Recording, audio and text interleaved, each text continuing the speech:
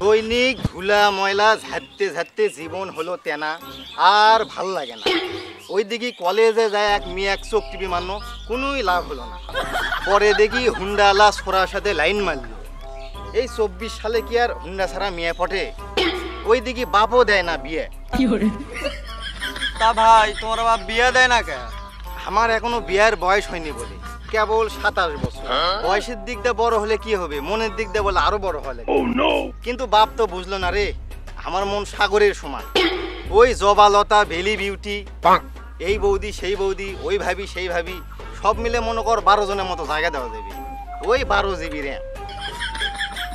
তুই তো ক্লাস 10-এ পড়িস, বাপের জমি জমা আছে ক্লাস 9-10-এ পড়ে। ইনকে কোনো বান্ধবী নাম্বার থাকলে দে, দান মারি। কলেজের মেয়েকে রু শক্ত হয়ে গেছে রে, ওরকে মেলা জ্ঞান। ওই হুন্ডালা ছেড়ে দেখলে লিয়ে আমারে টান।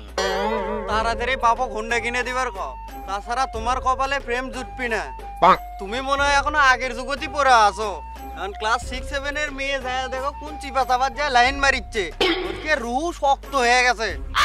আমার বাপ হুন্ডা কিনা দেয় না কৃষক জানিস? কে ভাই? আমি যে কিনা লিচ্ছি না।